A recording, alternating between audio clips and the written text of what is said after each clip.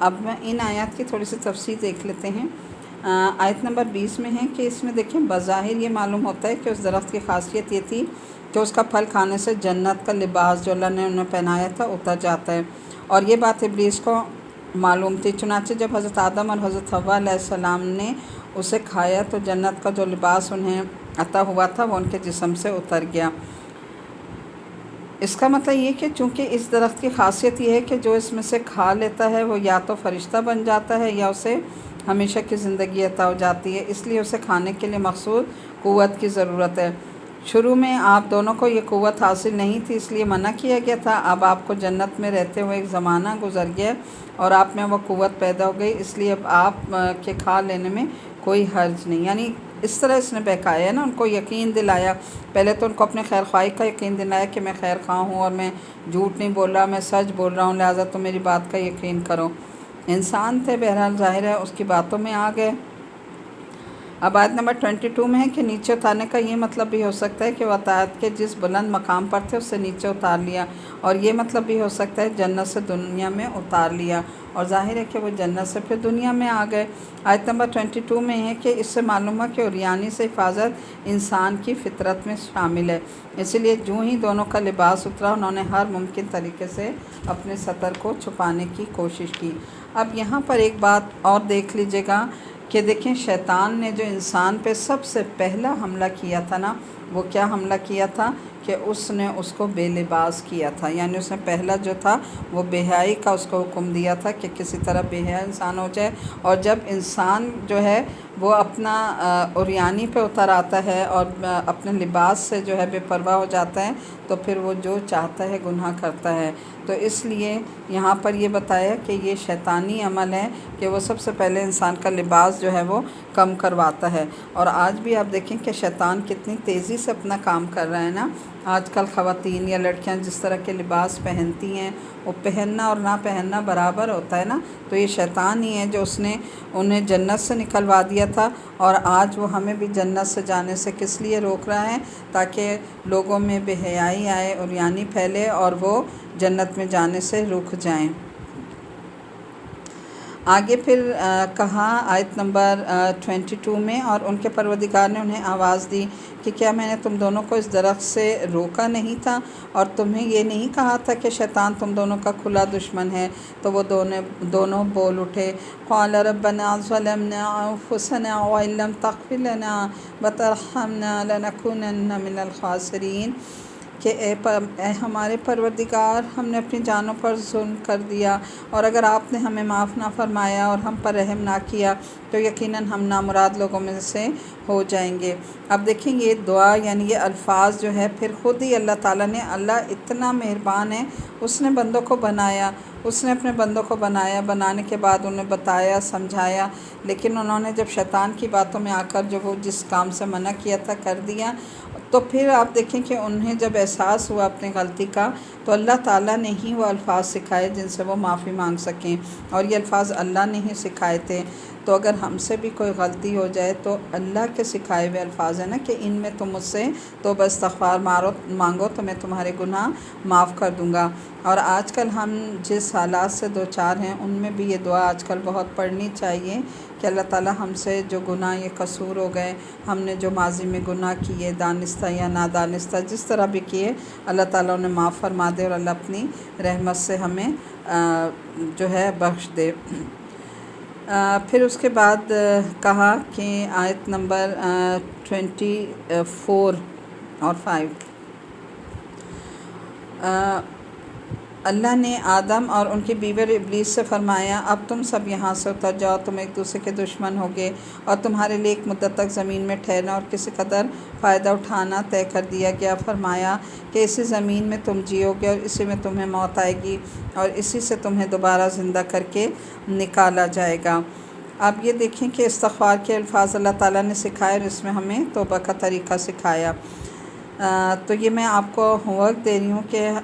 اس توبہ کے لیے اس دعا کو بہت زیادہ آپ سب نے مانگنا ہے، اور اب الحمدللہ جیسے رمضان شروع ہو رہے ہیں تو رمضان میں اللہ تعالیٰ انسان کے بہت زیادہ توبہ استغفار قبول کرتا ہے، جو یہ دعا بھی اور جو حضرت یونس کی تھی لا الہ الا انت سبحانک انی کنت من الظالمین، وہ بھی۔ اسی طرح اللہ تعالیٰ نے اگر ایک طرف شیطان کو مہلت دے کر اس انسان کو بہکانے کی صلاحیت دی نا، جو انسان کے لیے زہر جیسی تھی، تو دوسری طرف دیکھیں انسان کو اللہ تعالیٰ نے توبہ اور استغفار کا تریاق بھی عطا فرما دیا۔ یعنی زہر کا علاج کیا ہے کہ اگر شیطان تم سے کوئی غلط کام کروا دیتا ہے، تمہارے اندر زہر کو انٹر کر دیتا ہے، تو پھر اللہ نے ہی زہر کا علاج بھی بتایا، اور وہ کیا کہ یہ دعائیں مانگ کے توبہ استغفار کر کے اللہ سے معافی کے طلبگار ہو جاؤ۔ اگر شیطان کے بہکاوے میں آ کر کوئی بھی گناہ کر لے تو فوراً اسے توبہ کر لینی چاہیے، جس کا مطلب یہ ہے کہ وہ اپنے کیے پر شرمندہ ہوں اور آئندہ نہ کرنے کا عزم کرے تو اللہ تعالیٰ اسے معاف کر دیں گے۔ اسی طرح شیطان کا جو زہر ہوتا ہے نا وہ اتر جائے گا۔ تو اس نے جو سب سے پہلا حملہ کیا تھا، کیا کیا تھا؟ انسان کو نیکڈ کروایا تھا۔ یہ بھی ایک زہر ہے جو اس نے انسانوں کے اندر اتار دی ہے۔ اللہ تعالیٰ ہمیں اس زہر سے محفوظ رکھے اور اس کا خود تریاق ہمارے لیے بنا دے۔ آیت نمبر 26 ہے، یا بنی آدم قد انزلنا علیکم لباسا یواری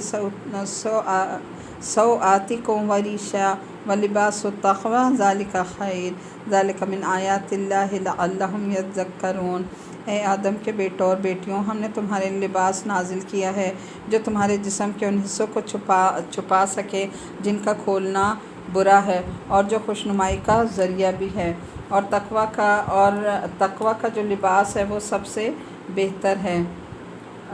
اور جو خوشنمائی کا ذریعہ بھی ہے، تقوی کا لباس ہے وہ جو سب سے بہتر ہے۔ یہ سب اللہ کی نشانیوں کا حصہ ہے جن کا مقصد یہ ہے کہ لوگ سبق حاصل کریں۔ اب دیکھیں یہاں اللہ تعالیٰ نے خود انسان کو لباس کا مقصد بتا دیا کہ میں نے اتارا ہے، میں نے تمہارے لیے بنایا ہے، اور اس کا مقصد کیا ہونا چاہیے؟ نمبر 1 یہ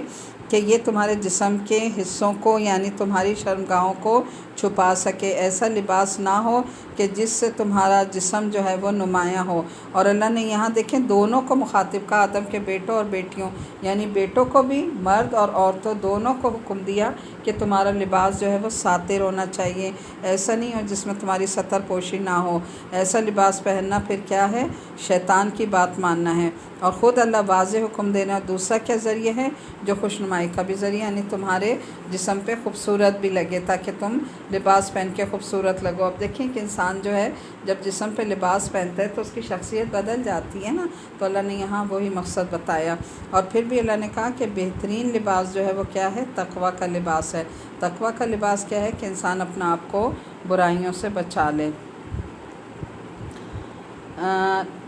لباس کا ذکر تو اس کا تھوڑا سا دیکھ لیتے ہیں، آیت نمبر 26 کو دیکھ لیجئے گا۔ لباس کا ذکر آیا تو یہ حقیقت بھی واضح فرما دی گئی کہ جس طرح لباس انسان کے ظاہری جسم کی پرداری کرتا ہے، اسی طرح تقوی انسان کو گناہوں سے پاک رکھتا ہے، اس کے ظاہر اور باطن دونوں کی حفاظت کرتا ہے، اور اس لحاظ سے تقوی کا لباس بہترین لباس ہے، یعنی وہ انسان کو گناہوں سے پاک کرتا ہے۔ لہٰذا ظاہری لباس پہننے کے ساتھ ساتھ انسان کو یہ فکر بھی رکھنی چاہیے کہ وہ تقوی کے لباس سے آراستہ ہو۔ یعنی لباس کا پیدا کرنا اللہ تعالیٰ کی قدرت اور حکمت کی نشانیوں میں سے ہے۔ پھر آگے آیت نمبر 27 سے لے کے 29 تک، اے آدم کے بیٹوں اور بیٹیوں، شیطان کو ایسا موقع ہرگز نہ دینا۔ بات یہاں جو بہت غور طلب ہے کہ دیکھیں اللہ تعالیٰ کتنے پیار سے ہمیں پکار رہے ہیں نا کہ اے آدم کے بیٹوں اور بیٹیوں، کہہ کے اللہ تعالیٰ بیٹوں کو الگ اور بیٹیاں یعنی مرد اور دونوں کو الگ الگ اللہ تعالیٰ اتنے پیار سے مخاطب کر رہے ہیں، ہمیں بھی خطاب ہے اور مردوں کو بھی، کہ وہ تمہیں اسی طرح فتنے میں ڈال دے جیسے اس نے تمہارے ماں باپ کو جنت سے نکالا، جبکہ ان کا لباس ان کے جسم سے اتروا لیا تھا تاکہ ان کو ایک دوسرے کی شرم کی جگہیں دکھا دے۔ وہ اور اس کا جتھا تمہیں وہاں سے دیکھتا ہے جہاں سے تم انہیں نہیں دیکھ پاتے۔ ان شیطانوں کو ہم نے انہی کا دوست بنا دیا ہے جو ایمان نہیں لاتے۔ اب یہاں پر دیکھیں شیطان جو ہے وہ انسان کو نیکڈ حالت میں دیکھتا ہے اور دیکھ کر بہت خوش ہوتا ہے، اسی لیے جب ہم واش روم جاتے ہیں نا تو واش روم میں کہتے ہیں کہ یہ اور اس کا قبیلہ جو ہے وہ انسان کو اس حالت میں دیکھتے ہیں، اس لیے اللہ نے فوراً جیسے پیچھے بتایا نا میں نے کہ اگر شیطان کا زہر ہے تو اللہ نے اس کا تریاق بھی جو ہے وہ ہمیں بتا دیا۔ تو اللہ تعالیٰ نے کہا کہ واش روم میں جانے سے پہلے دعا مانگ لیا کرو، کیا اللہم انی اعوذ بک من الخبث والخبائث، کہ اللہ تعالیٰ میں جنات جو بھی میل فیمیل دونوں سے میں آپ کی پناہ چاہتا ہوں۔ تو جب ہم وہ دعا پڑھ کے اندر داخل ہوتے ہیں تو یہ باہر ہی رک جاتے ہیں اور ہمیں اس حالت میں نہیں دیکھ سکتے، تو دعا پڑھے بغیر کبھی واش روم میں نہیں جانا چاہیے۔ اور جب یہ کافر لوگ کوئی بے حیائی کا کام کرتے ہیں تو کہتے ہیں کہ ہم نے اپنے باپ دادوں کو اسی طریقے پر پایا اور اللہ نے ہمیں ایسے ہی حکم دیا۔ تم ان سے کہو کہ اللہ سے بے حیائی کا حکم نہیں دیا، اللہ بے حیائی کا حکم نہیں دیا کرتا، کیا تم وہ باتیں اللہ کے نام لگاتے ہو جن کا تمہیں ذرا بھی علم نہ ہو۔ آگے آیت نمبر 29 دیکھیے، قُلْ أَمَرَ رَبِّي بِالْقِسْطِ وَأَقِیمُوا وُجُوهَکُمْ عِنْدَ كُلِّ مَسْجِدٍ وَادْعُوهُ مُخْلِصِینَ لَهُ الدِّینَ كَمَا بَدَأَکُمْ تَعُودُونَ۔ کہو کہ میرے پروردگار نے تو انصاف کا حکم دیا ہے، اور جب کہیں سجدہ کرو اپنا رخ ٹھیک ٹھیک رکھو اور اس یقین کے ساتھ اس کو پکارو کہ اطاعت خالص اسی کی ہے جس طرح اس نے تمہیں ابتدا میں پیدا کیا تھا اور اسی طرح تم دوبارہ پیدا کیے جاؤ گے۔ تو آیت نمبر 28 میں ہمیں کیا بتایا ہے؟ اس رسم کی طرف اشارہ ہے کہ لوگ عریاں ہو کر طواف کرتے تھے، چونکہ یہ رسم برسوں سے چلی آ رہی تھی، اس لیے ان کی دلیل کیا تھی؟ وہ کیا دلیل دیتے تھے کہ ہمارے باپ دادا ایسے ہی کرتے تھے، جس سے معلوم ہوتا ہے کہ اللہ تعالیٰ کا یہ حکم گا، تو نعوذ باللہ اللہ نے ایسا کوئی حکم نہیں دیا تھا، بلکہ یہ الٹا اللہ پر جھوٹ باندھ رہے ہیں۔ پھر آیت نمبر 29 میں ہے کہ انصاف کا ذکر اس لیے کیا گیا کہ ہومس کے لوگوں نے اپنی جو امتیازی خصوصیات طے کر رکھی تھیں ان میں سے بعض انصاف کے تقاضوں کے بھی خلاف تھیں، مثلا یہ بات کہ صرف وہی کپڑے پہن کر طواف کر سکتے ہیں، دوسرے لوگ نہیں۔ ہومس جو تھے یہ وہاں کے ایک خاص لوگ تھے جو حرم کی حفاظت کیا کرتے تھے،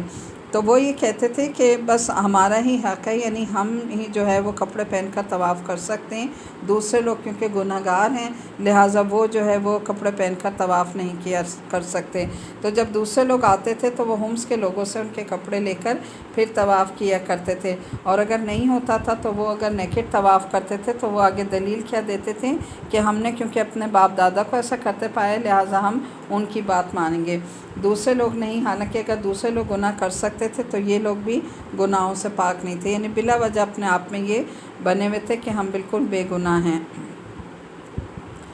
آیت نمبر 32 دیکھیے، تم میں سے ایک گروہ کو تو اللہ نے ہدایت تک پہنچا دیا ہے اور ایک گروہ وہ ہے جس پر گمراہی مسلط ہو گئی ہے، کیونکہ ان لوگوں نے شیطانوں کو دوست بنا لیا ہے اور سمجھ یہ رہے ہیں کہ وہ سیدھے راستے پر ہیں۔ حالانکہ اے آدم کے بیٹوں اور بیٹیوں، جب کبھی یہاں اللہ تعالیٰ ایک اور حکم ہمیں دے رہے ہیں، آیت نمبر 31 میں ہے، یا بنی آدم خذوا زینتکم عند کل مسجد وکلوا واشربوا ولا تسرفوا انہ لا یحب المسرفین۔ یہاں پر اللہ تعالیٰ ہمیں ایک حکم دے رہے ہیں، اور وہ کیا کہ اے آدم کے بیٹوں اور بیٹیوں، جب کبھی مسجد میں آؤ تو اپنی خوشنمائی کا سامان یعنی لباس لے کر آؤ، اور کھاؤ اور پیو اور فضول خرچی مت کرو، یاد رکھو کہ اللہ فضول خرچ لوگوں کو پسند نہیں کرتا۔ کہو کہ آخر کون ہے جس نے زینت کے اس سامان کو حرام قرار دیا جو اللہ نے اپنے بندوں کے لیے پیدا کیا ہے، اور اسی طرح پاکیزہ رزق کی چیزوں کو کہو کہ جو لوگ ایمان رکھتے ہیں ان کو یہ نعمتیں جو دنیا میں ملی ہوئی ہیں قیامت کے دن خالد انہی کے لیے ہوں گی۔ اب دیکھیں پہلا حکم جو یہاں اللہ تعالیٰ ہمیں دے رہے ہیں وہ کیا کہ دونوں کو مخاطب کر کے، کہ آدم کے بیٹوں اور بیٹیوں یعنی مرد اور عورت دونوں کو مخاطب کر کے کہ جب تم مسجد میں آیا کرو تو آراستہ ہو کر آیا کرو، یعنی صاف ستھرے اور اچھے کپڑے پہن کر آیا کرو۔ تو دیکھیں اس میں ہمارے حکم کیا ہے کہ جب ہم نماز پڑھیں، نماز ہم کس کے لیے پڑھتے ہیں؟ اللہ کے لیے۔ ہم اللہ کے دربار میں جا رہے ہیں، تو دنیا میں جب ہم کسی سے بڑے آدمی سے ملنے جاتے ہیں تو ہم کتنے ڈریس اپ ہو کر جاتے ہیں، اچھے سے کپڑے پہنتے ہیں، خوب تیار ہوتے ہیں گھنٹوں، اور پھر ہم اتنے بڑے اس سے ملنے جا رہے ہیں۔ تو اللہ تعالیٰ تو سب سے بڑے ہیں، اللہ اکبر، اس سے بڑا کوئی ہے ہی نہیں۔ تو جب ہم اس سے ملاقات کے لیے جا رہے ہیں، نماز کیا ہے؟ اللہ سے ملاقات ہے۔ تو جب ہم اس سے ملاقات کے لیے جا رہے ہیں تو ہمیں صاف ستھرا لباس، صاف ستھرا جسم اور پاکیزہ کپڑے اور جسم کے ساتھ مسجد میں جانا چاہیے۔ اور پھر دوسرا اللہ تعالیٰ نے ہمیں کیا کہا؟ وَكُلُوا وَاشْرَبُوا وَلَا تُسْرِفُوا، کھاؤ پہ کوئی پابندی اللہ نے نہیں لگائی کہ میں نے جو تمہیں اتنی حلال چیزیں دی ہیں، دنیا کی نعمتیں میں نے تمہارے لیے تمام کی ہیں، کتنا رزق میں نے تمہارے لیے اتارا ہے، تم کھاؤ پیو، تمہارے کھانے پینے پر کوئی پابندی نہیں ہے۔ لیکن اس کے ساتھ اللہ نے صرف ایک ریسٹرکشن لگا دی ہے، وہ کیا؟ کہ فضول خرچی مت کرو۔ کھاؤ پیو لیکن ایک لمٹس کے اندر، فضول خرچی مت کرو، کیونکہ فضول خرچی کرنے والا کون ہے؟ شیطان کا بھائی ہے، اور شیطان جو ہے وہ کیا کرتا ہے؟ انسان کو فضول خرچی کی طرف لے جاتا ہے۔ آیت نمبر 32 کی تھوڑی سی تفصیل دیکھ لیتے ہیں کہ حمص کے قبائل نے گوشت کی بعض قسموں کو اپنی امتیازی حیثیت ظاہر کرنے کے لیے اپنے اوپر حرام کر لیا تھا، حالانکہ اللہ تعالیٰ کی طرف سے ایسا کوئی حکم نہیں آیا تھا، یعنی خود سے یہ اپنے اوپر چیزوں کو حرام کر لیتے تھے۔ تو اللہ نے کہا کہ میں نے ایسی کوئی چیز تمہارے پر حرام قرار نہیں کی ہے، ہاں صرف اتنا کہا ہے کہ کھاؤ پیو لیکن فضول خرچی مت کرو۔ یہ دراصل آیت نمبر 32 میں ہے کہ دراصل کفار مکہ کی ایک بات کا جواب ہے۔ وہ کہا کرتے تھے کہ اگر اللہ تعالیٰ کو ہمارا موجودہ طریقہ پسند نہیں ہے تو پھر ہمیں رزق کیوں دے رہا ہے؟ جواب یہ دیا گیا کہ اس دنیا میں تو اللہ نے رزق کا جو دسترخوان ہے ہر شخص کے لیے بچھایا ہے، چاہے وہ کافر ہے یا مومن، لیکن آخرت میں یہ نعمتیں صرف مومنوں کے لیے خاص ہیں۔ اس لیے یہ سمجھنا غلط ہے کہ اگر دنیا میں کسی کو خوشحالی میسر ہے تو یہ اللہ تعالیٰ کی رضامندی کی دلیل ہے اور اسے آخرت میں بھی خوشحالی میسر آئے گی۔ آج دیکھیں ہمارے یہاں بھی دنیا میں ہمارا کیا کرائٹیریا ہے کہ جس کے پاس بہت زیادہ پیسہ ہے، دولت ہے، خوبصورت گھر ہے، بہترین گاڑیاں ہیں، تو ہم کہتے ہیں بس واہ یہ تو جو ہے بڑا ہی اللہ کا پسندیدہ ہے اور اللہ سے بہت خوش اور راضی ہے۔ تو کہا نہیں، ایسی بات نہیں ہے، اللہ ضروری نہیں ہے کہ اس سے خوش اور راضی ہے۔ دنیا میں تو اللہ کافروں کو بھی رزق دے رہا ہے، انہیں بھی دنیا دی ہے، انہیں بھی پیسہ فراوانی سے دیا ہے، لیکن اللہ نے کہا کہ آخرت میں پھر ان کا کوئی حصہ نہیں ہے۔ آیت نمبر 33 دیکھ لیتے ہیں۔ اسی طرح ہم تمام 33 اور 34 اسی طرح ہم تمام آیتیں ان لوگوں کے لیے تفصیل سے بیان کرتے ہیں جو علم سے کام لیں۔ کہہ دو کہ میرے پروردگار نے تو بے حیائی کے کاموں کو حرام قرار دیا، چاہے وہ بے حیائی کھلی ہو یا چھپی ہو، نیز ہر قسم کے گناہ کو اور ناحق کسی سے زیادتی کرنے کو، اور اس بات کو کہ تم اس کے ساتھ کسی ایسی چیز کو شریک مانو جس کے بارے میں اللہ نے کوئی دلیل نازل نہیں کی، نیز اس بات کو کہ تم اللہ کے ذمے وہ باتیں لگاؤ جن کی حقیقت کا تمہیں ذرا بھی علم نہیں، اور ہر قوم کے لیے ایک میعاد مقرر ہے، چنانچہ جب ان کی میعاد آ جاتی ہے تو وہ گھڑی برابر بھی آگے پیچھے نہیں کر سکتے۔ آیت نمبر 33 کی تفصیل میں ہے کہ یوں تو کسی بھی شخص کی طرف کوئی غلط بات منسوخ کرنا ہر اعتبار سے ایک ناجائز اور غیر اخلاقی فعل ہے، یعنی اللہ نے ہمیں یہ اجازت نہیں دی کہ ہم کسی کے بارے میں جب تک کہ کوئی کنفرمیشن نہ ہو ہم اس کے بارے میں کوئی الٹی سیدھی بات کہیں، اور اللہ کے ساتھ تو پھر یہ بہت ہی بڑا گناہ اور جرم ہے کہ اس کے اوپر کوئی بات جو ہے وہ کی جائے، تو یہ سنگین قسم کا کفر ہے۔ عرب کے بت پرستوں نے اپنی طرف سے باتیں گڑھ گڑھ کے اللہ تعالیٰ کی طرف منسوب کر رکھی تھیں، جن کی بنیاد کسی علم پر نہیں تھی بلکہ کیا تھا؟ اپنے بے بنیاد اندازوں پر تھی، جن کی حقیقت کا انہیں خود بھی علم نہیں تھا نا کہ ہم جو کر رہے ہیں وہ کیا کر رہے ہیں، اتنا غلط کر رہے ہیں۔ آیت نمبر 35 سے 37 تک دیکھیں۔ اور اللہ نے انسان کو پیدا کرتے وقت ہی یہ تنبیہ کر دی تھی کہ اے آدم کے بیٹوں اور بیٹیوں، اگر تمہارے پاس تم ہی میں سے کچھ پیغمبر آئیں جو تمہیں میری آیتیں پڑھ کر سنائیں، تو جو لوگ تقوی اختیار کریں گے اور اپنی اصلاح کر لیں گے ان پر نہ کوئی خوف طاری ہوگا اور نہ وہ غمگین ہوں گے۔ والذین کذبوا بآیاتنا واستکبروا عنہا اولئک اصحاب النار هم فیہا خالدون فمن اظلم ممن افتری علی اللہ کذبا او کذب بآیاتہ اولئک ینالہم نصیبہم من الکتاب۔ اور جنہوں نے ہماری آیتوں کو جھٹلایا ہے اور تکبر کے ساتھ ان سے منہ موڑا ہے، وہ لوگ دوزخ کے ساتھی ہیں اور وہ اس میں ہمیشہ رہیں گے۔ اب بتاؤ کہ اس شخص سے بڑا ظالم کون ہوگا جو اللہ پر جھوٹ باندھے یا اس کی آیتوں کو جھٹلائے۔ ایسے لوگوں کے مقدر میں رزق کا جتنا حصہ لکھا ہے وہ انہیں دنیا کی زندگی میں پہنچتا رہے گا، یہاں تک کہ جب ان کے پاس ہمارے بھیجے ہوئے فرشتے ان کی روح قبض کرنے کے لیے آئیں گے تو وہ کہیں گے کہ کہاں ہیں وہ تمہارے معبود جنہیں تم اللہ کے بجائے پکارتے تھے؟ تو یہ جواب دیں گے کہ وہ سب ہم سے گم ہو چکے، اور وہ خود اپنے خلاف گواہی دیں گے کہ ہم کافر تھے۔ تو 37 میں ہے آیت نمبر 37 کا کہ دنیا میں رزق دینے کے لیے اللہ تعالیٰ نے مومن اور کافر میں دیکھیں کوئی تفریق نہیں فرمائی۔ اللہ نے یہ نہیں کہا کہ میں کافروں کو نہیں دوں گا یا میں مومنوں کو زیادہ دوں گا، سب کو دے گا، کافروں کو بھی دے گا اور بہت زیادہ دے گا، اور پھر کہ جو اسے ہر حال میں پہنچتا رہے گا، چاہے وہ کتنا ہی بڑا کافر کیوں نہ ہو۔ اللہ رزق کسی کا بند نہیں کرتا۔ لہٰذا اگر کسی کو دنیا میں رزق کی فراوانی حاصل ہو تو یہ نہیں سمجھنا چاہیے کہ اس کا طریقہ اللہ کو پسند ہے، جیسا کہ کفار مکہ سمجھ رہے ہیں۔ تو ان کو اصل حقیقت پتہ اس وقت چلے گی جب موت کا منظر سامنے آ جائے گا، اس وقت پھر اللہ تعالیٰ پوچھے گا کہ اب بتاؤ تو دنیا میں کیا کرتے رہے تھے۔ آیت نمبر 38 اور 39 ہے۔ اللہ فرمائے گا کہ جاؤ جنات اور انسانوں کے ان گروہ کے ساتھ تم بھی دوزخ میں داخل ہو جاؤ جو تم سے پہلے گزرے ہیں۔ اس طرح جب کوئی بھی گروہ دوزخ میں داخل ہوگا وہ اپنے جیسوں پر لعنت بھیجے گا، یہاں تک کہ جب ایک کے بعد ایک سب اس میں اکٹھے ہو جائیں گے تو ان میں سے جو لوگ بعد میں آئے ہیں وہ اپنے پہلے آنے والوں کے بارے میں کہیں گے کہ اے پروردگار،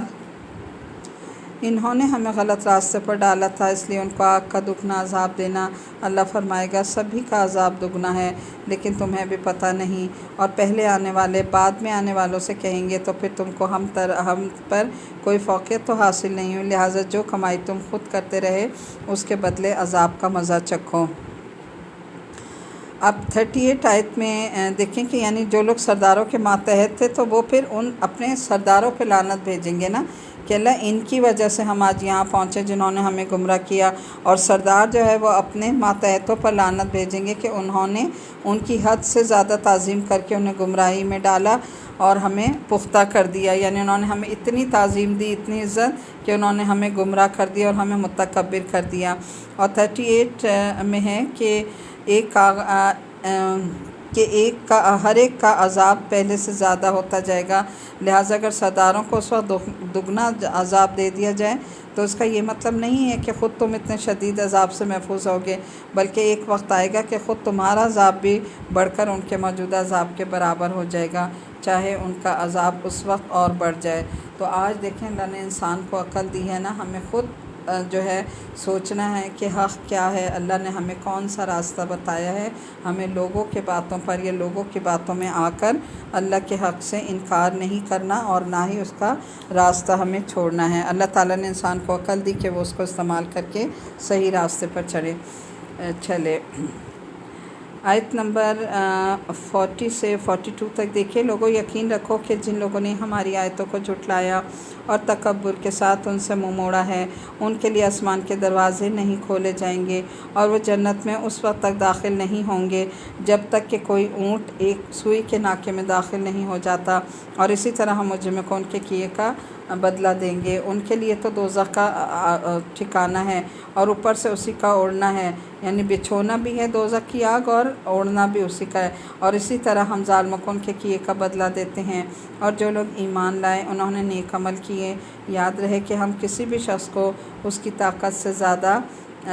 تکلیف نہیں دیتے۔ والذین آمنوا وعملوا الصالحات لا نکلف نفسا الا وسعها اولئک اصحاب الجنہ ہم فیہا خالدون۔ تو ایسے لوگ جنت کے ساتھی ہیں، وہ ہمیشہ ہمیشہ اس میں رہیں گے۔ اللہم اجعلنا منہم۔ اب یہ دیکھیں آیت نمبر 40 میں ہے، یہ ایک عربی زبان کا محاورہ ہے، اور اس کا مطلب یہ ہے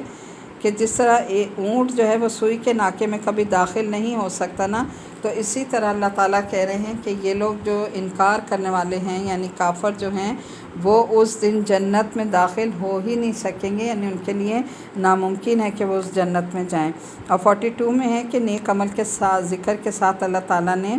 یہ وضاحت فرمائی کہ نیک عمل کوئی ایسا مشکل کام نہیں ہے جو انسان کی طاقت سے باہر ہو، ہر انسان نیکی کر سکتا ہے، کیونکہ ہم نے کوئی حکم انسانوں کو ایسا نہیں دیا کہ جو ان کی استطاعت سے باہر ہو، یعنی کوئی انسان اس دن یہ آرگیومنٹ پیش نہیں کر سکے گا کہ اللہ آپ نے جو ہمیں حکم دیا تھا ہم یہ کرنے کی طاقت نہیں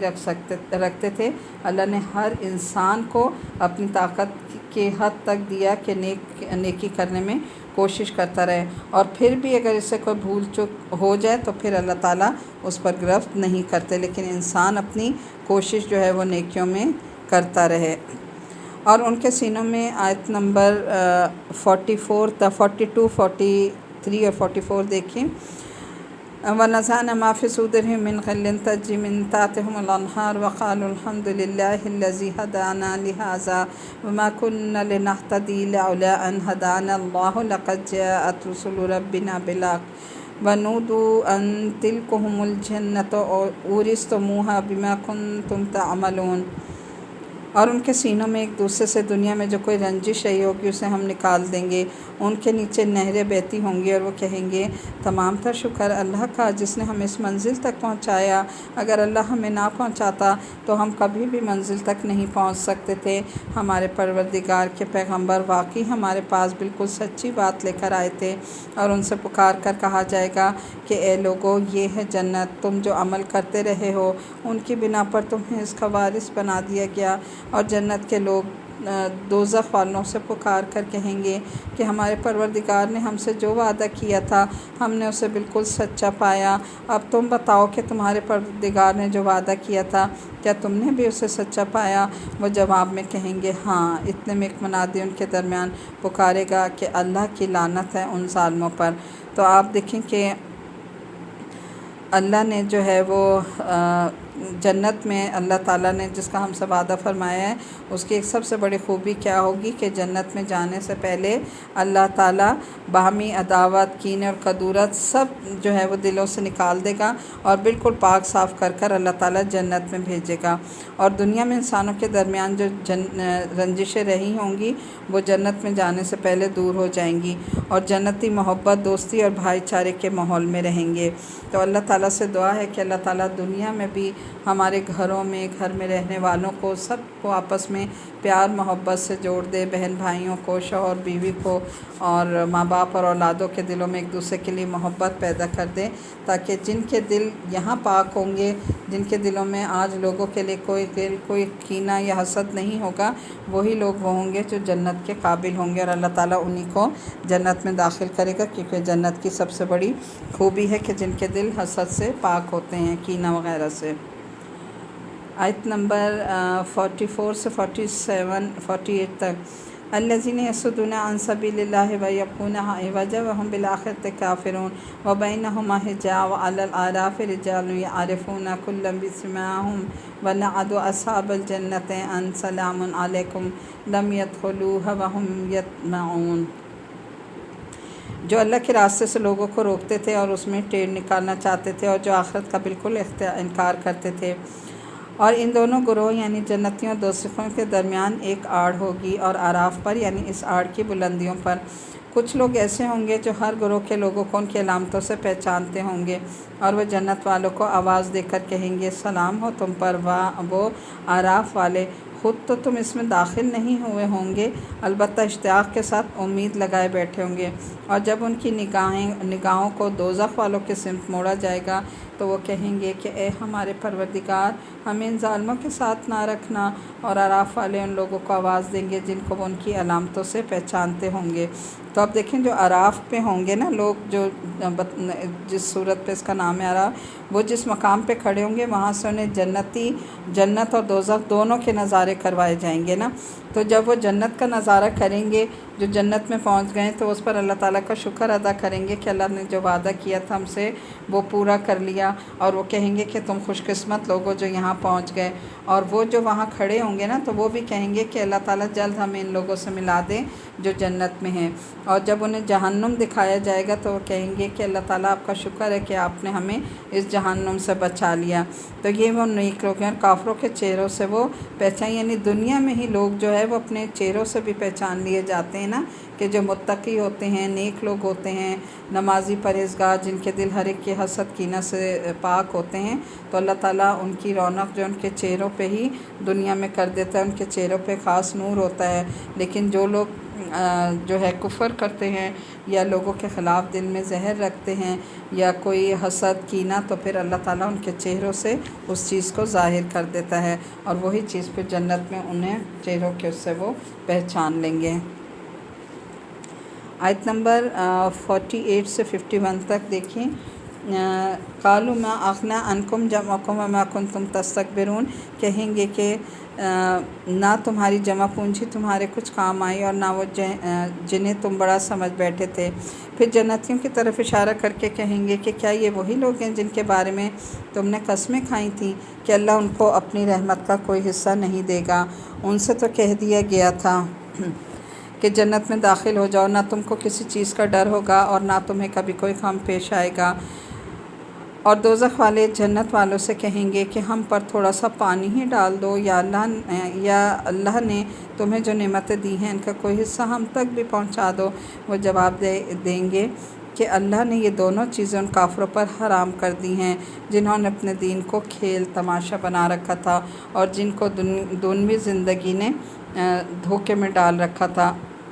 چنانچہ آج ہم بھی ان کو اسی طرح بھلا دیں گے جیسے وہ اس بات کو بھلائے بیٹھے ہیں کہ انہیں اس دن کا سامنا کرنا ہے، اور جیسے وہ ہماری آیتوں کا کھلم کھلا انکار کرتے تھے۔ تو 48 آیت میں دیکھیں کہ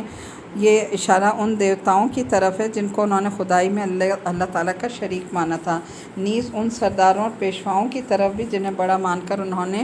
بے سوچے سمجھے ان کی پیروی کی اور یہ سمجھ بیٹھے کہ یہ لوگ انہیں اللہ تعالیٰ کے غضب سے بچا لیں گے۔ اور یہاں یہ بات بھی بہت جو ہے وہ ہے نا قابل غور کہ آیت نمبر 51 میں کہ جنہوں نے اپنے دین کو کھیل تماشا بنا رکھا تھا اور جن کو دنیوی زندگی نے دھوکے میں ڈال رکھا تھا، تو ہمارے اور آپ سب کے لیے بھی اس میں ایک سبق یہ ہے کہ دیکھیں آج ہم نے اپنی دنیا کو سب کچھ بنایا ہوا ہے نا کہ بس دنیا صبح اٹھتے ہیں تو دنیا، رات ہوتی ہے تو دنیا، سارا دن ہم دنیا کے دھندوں میں لگے ہیں۔ ہم یہ بھول گئے کہ اللہ تعالیٰ نے جو ہمیں احکامات دیے ہیں، جو آیتیں اس نے ہمارے لیے اتاری، ہمیں ان کو بھی پڑھنا ہے، سمجھنا ہے اور ان پر عمل کرنا ہے۔ تو اگر آج ہم نے اپنی دنیا میں مگن ہو کر دین کو فراموش کر دیا اور اسے صرف ایک کھیل تماشا بنائے رکھا کہ جب دل چاہا اس کی کوئی بات مان لی، جب دل چاہا نہیں مانی، تو پھر ہمارا انجام بھی اللہ نہ کرے کہ ان کافروں کے ساتھ ہو۔ اللہ تعالیٰ ہمیں اس سے محفوظ رکھے۔ یہاں پر آیت نمبر 51 تک ہمارا سی پارٹ مکمل ہوا۔ اب ڈی پارٹ شروع کرتے ہیں۔